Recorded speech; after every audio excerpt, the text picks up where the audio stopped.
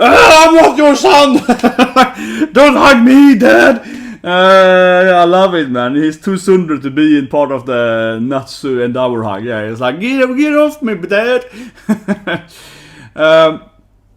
I think it was a pretty good episode. It actually didn't have... The pacing actually was pretty good, right? Yeah, the pacing was probably one of the best this season. It didn't actually have that many flashbacks. It didn't actually have, like 4 or 5 minutes of flashback. It had a little bit flashback. It had. They flashback a little bit earlier episode. And obviously the recap in the beginning was too long. But it was much better than last week, right? It maybe was like 3-4 minutes of, pacing time, right? So that was a lot better. As you said immediately. That being said, though, that shouldn't be a thing to say, right? That's kind of why the season kind of annoying, because it's like, oh, I mean, it's better than last week's episode, yeah, but it shouldn't be a thing. We have like a seasonal anime, again, right? That's something you expect from like One Piece or something like, one of these like, constantly ongoing shows. That's kind of what you expect it to be like. Oh, it's like one chapter per episode. But anyway, so let's just say that was better than usually, right? Let's go on. Yeah, I like it, I like it. Father and son moments, and Dower being nice with boy, right? Kind of telling him you don't have to ask for forgiveness and so on, right? That he's still, gonna be a good dad and so on. So I think that was, you can't just come back now and so on. Yeah, so that's a good scene. He's trying to like, befriend his son, but I like how Dower is like, you don't have to actually forgive me. I just want to do my best right now and so on, right? So. I think it was pretty emotional, and then of course in the ending, he also goes talks to his daughter too, right, after she, of course, saved her, so he even gets a little bit of like a father-daughter scene as well there, kind of like, oh, I'm sorry, honey, and so on, yeah, so a lot about Endeavor trying to befriend his his family, right, and, it's kind of sad. Obviously Endeavor was a bad husband, but it's kind of sad when you get into the whole, he's like dreaming, he's like envisioning this like, oh shit, this could have been the life I could have had, right? My wife and my son and daughters, and you could all be smiling and we could be eating together and so on. This is what I dream for. It is a little strange, as I said in the reaction part, I feel, because this is kind of like his dream scenario, right? But wouldn't his dream be that he has Toya there too? Wouldn't his dream be that I have 3 sons, 1 daughter, 1 wife, right? But he's like, oh, this is my dream scenario. These characters are still alive, I guess. So it's a little bit like, I would imagine that his dream would be that his older son also would be there, grown up, right? But he's like, no, that's out of his brain. And he's like, no, this is the current dream scenario. So a little selective dream, I feel. But yeah, I mean, you do feel for an hour. As I said, I think he easily, honestly, is the best fitting character. And Shinsho is number 2, right? Yeah, because he's an actual, more of a real person, right? With conflicting dramas and trying to be a hero, but of course, failing and, not to get into number. And also, I like the whole idea that he becomes number 1, right? But he doesn't become number 1 by being the best. He becomes number 1 by, obviously, All Might losing his powers. So he becomes number 1 by, like, forfeiting, out to win, right? Yeah, it's like, oh, yeah, the other guy gave up, kinda, so he becomes number 1, by just, I'll say it, by the laws of the system, right? Yeah, and that of course pisses him off too, right? Because he's like, I wanted to beat All Might, and I didn't have had a chance. And obviously, I think my favorite scene with the whole All Might now thing though is of course the one where All Might has ever run, right? And of course we see that Endar picks up the, it's like cleaning up the trash afterward. Right? He's trying to be here right in the background. And Hawk's like, I like that guy, he's a real hero.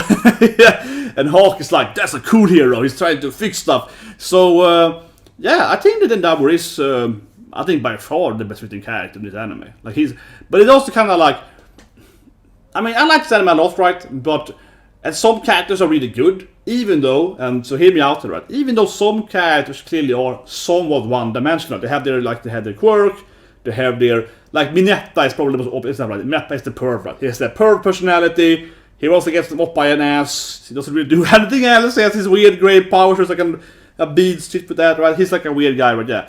He's obviously the most one-dimensional guy, Naval Laser he has issue with his like power, that he hurts him and so on, that kind of belting. But otherwise, he's mostly just, look at me, I'm flashing, right? Yeah. So they kind of have that one quirk, one-dimensional thing. A lot of characters, right? And Dower is clearly, I would say, easily the character that has the most, actual character building moments, right? Where he's, conflicted about his powers, has his enemies and friends, and obviously family issues and so on. So yeah, I think he's a lot. He's going around reflecting all the time, right? He's like thinking about his life, what he's done, and so on. So it also feels like an action. It's kind of interesting, I think, because how do I say it? I think it's an issue in a lot of animes, and not just animes, but I think especially in anime, honestly, especially shonen animes, that the characters very little reflect over their lives, right? They just kind of exist in the anime. They don't really actually reflect in their there's no inner monologue, right? And Dower has like the most inner monologue in all anime. It's like more inner monologue than Deku, right? Like this episode, yeah. And Dower has ridiculous amount of inner monologue for himself, right? And reflecting over his life. And that again makes him like, oh, this is an actual human being, right? Like this is an actual character. So the plot object he has like a lot of actual, like an organic character with issues and so on. So yeah, and Dower again, I think is easily the best written character in this anime. But it almost feels almost unfair because yeah, the animes have now spent like, what is it, like 7 episodes only on Endeavor. Almost, so they've spent a lot of time on Endeavor. If they spent this much time on someone else, then you could say probably say the same thing. But again, though, I think it's not only about the time spent, right? But it's also about how they are structuring the story about him thinking, reflecting, right, dreaming about his wife coming back and like forgiving him and all stuff. Yeah, so it's a very nuanced character, right? It's not a black and white character. He's clearly not a one-dimensional character. There's a lot of different, types of one. Yeah, so I think it's really interesting. So that's a really good part of the episode. And of course goes Spider-Man, and yeah, he can like use his powers better, I guess. And this is, I said it earlier. I said way early in the season. And I was like, oh yeah, or probably even last year. I was like, oh yeah, Deku's gonna get like 7-8 quirks. Oh great, he's gonna be like super OP, and yeah, I stand by saying that. Obviously now this power isn't like incredibly OP. It's basically like Spider-Man, right? Energy Spider-Man, but obviously he's gonna have 6 more quirks, right? And that's the problem, right? Because he's gonna be a guy with 7 quirks, and it's pretty clear that eventually Deku's gonna have all goddamn powers, and the issue with that is mostly that the power creep, right? People are saying, oh, but Deku is the main character, he's the best one. Yeah, sure, but the problem is that I don't see how any other character is gonna matter, right? Bakugo and so on. It's like, yeah, he has 1 quirk. Deku has like 7 quirks. And so there's a power creep, and also power creep in the sense that the bad guys needs to get stronger and stronger, right? Which would mean that the other good guys won't be able to fight the bad guys because they have to also get like 8-10 quirks, right, to be able to fight Deku or something. So, or have an amazing quirk or something. So it really is like a weird, I feel, moment in this anime where you're like, yeah, Deku is really leveling up the powers. Let's talk about the last issue of the episode, or issue, but I mean, this is kind of classic Megademon though. I mean, at the end of the mystery. So, the Toya thing, right? It kind of frustrated me because I was like, yeah. The sister is like, let me talk to you about my dead brother. She's like, yeah, I'm gonna talk about Toya. He's like my dead brother. And so on, right? So she kind of goes into the whole, oh yes, this is like my Onisha, he's dead or something. And immediately it's like, I mean, it was kind of frustrating writing, I think, because she's like, let me tell you about Toya, right? To Deku and Bakugo, okay? And then immediately it's like, actually, this is why Natsu is angry at Dad because of Toya. And you're like, okay.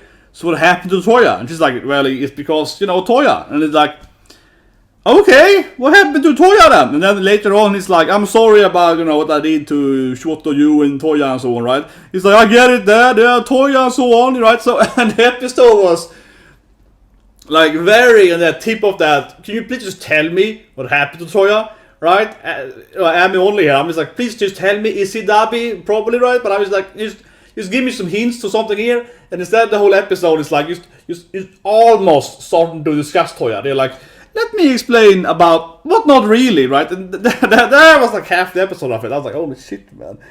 Oh, yeah, that was that's like they're almost opening the door of Toya. They're like, no, actually, let's talk about Natsu again. Or let's talk about Shoto, or Mom. We're talking about Mom instead.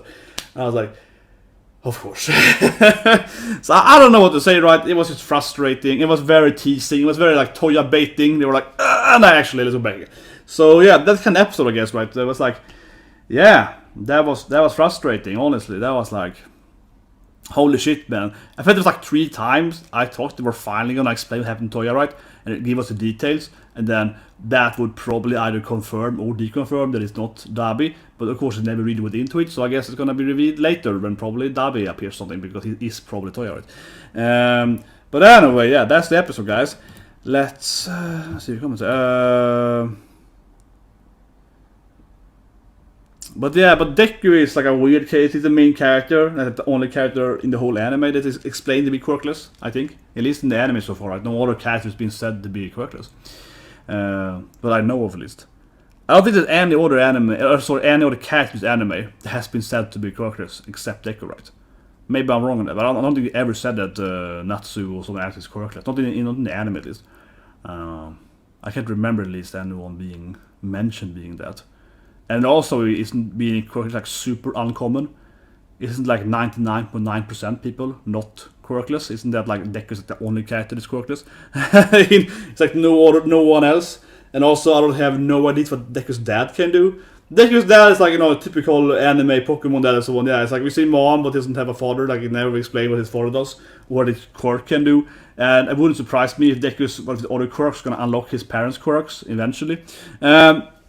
But anyway, guys, that's my academia. Subscribe to the so on. Of course, we have One Piece coming right, and I say again here, I just want to say it again here. One Piece last week, that episode, that was just trippy, man. It was like up-pies. It was like, you know, there was boobs everywhere. It was this like acid trip. It was like epilepsy attack. And then Zoro did like this really big spoiler thing that is not supposed to be there, and it was so weird.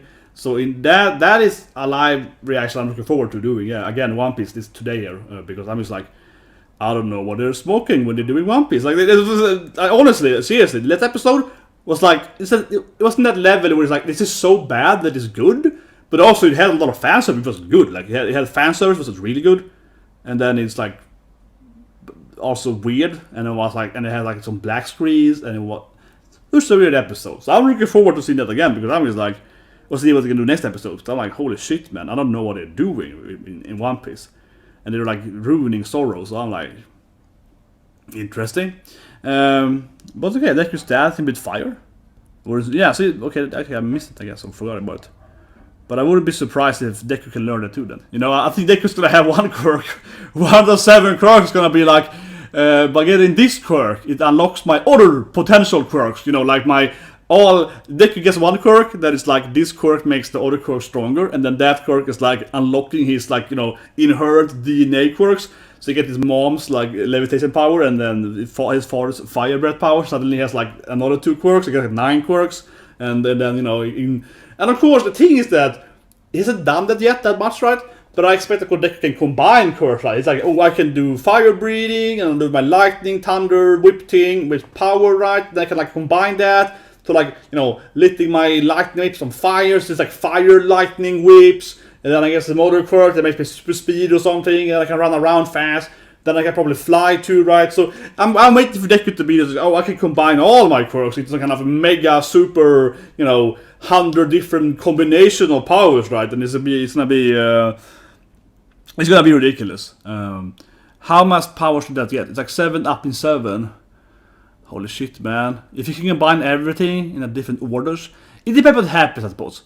It depends what happens. But I mean, I think he definitely is going to be able to combo the powers, right? And for example, then, you know, combine element attacks or whatever, right? So yeah, that's going to be in the future. And then again, I say it again, it's the last point again, I said every time I feel, but that's why I'm so afraid of this massive power creep. So I just cannot see how. I mean, obviously the bad guys can get better quirks, right, and more power and so on. But if they get more powers too, right, then we have Deku going up, they're going up, because if the bad guys doesn't also increase in power, Deku can't fight them, right, because it's too easy for him. So then everyone goes like that, right? And then eventually, cats like Bakugo and so on, or Uruk or whatever, right, are gonna be completely useless, because if the bad gets like 10 quirks, and Deku has 10 quirks, right, what can her one quirk do, right? That's the issue I feel with the whole enormously power creep, right? Eventually, either the bad guy has to have incredibly good quirks, like time freeze something, you know, some amazing, perfect gravity control or whatever, right? They're gonna have to have some kind of reality breaking powers, you know, or having also ridiculous amount of quirks, right? So yeah, what can the other people do, right? you know what I mean? For example, if you picture Ulrika, she has gravity powers, but they're very bad, right, compared to how gravity usually is. Because she's like, I touch you and you fly away, right? But usually in gravity or animated and Marvel, so right, with gravity powers, it's like I can pull you in and out, right? I can create, you know, gravity vectors, like Dante in, yeah, and Pluto. You can do that stuff, right? Yeah, you can shoot people away, you can make them fly, you know, make them heavy, right? You know, pull them down, so right. I mean, her quirk is actually really bad for being like a gravity quirk, right? It's actually a very, very limited gravity power. So imagining a real bad guy, right, entering with like a really powerful gravity quirk. What can she do then? Like, nothing, probably. That guy's like, use 10 times heavier, yeah, that guy, bam, and she's like, oh, I can't move, and it's like, yeah, maybe she's gonna, I guess, counter it, I suppose.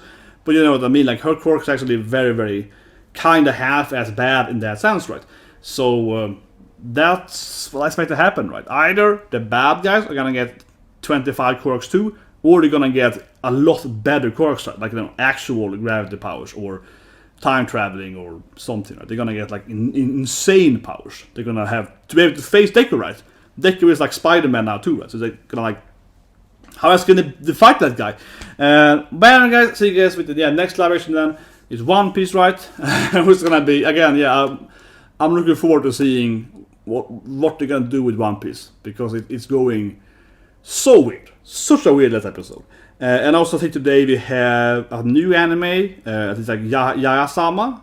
We had the first impression of then, reaction and so on to that new anime coming. It's a kind of demon girl, some kind of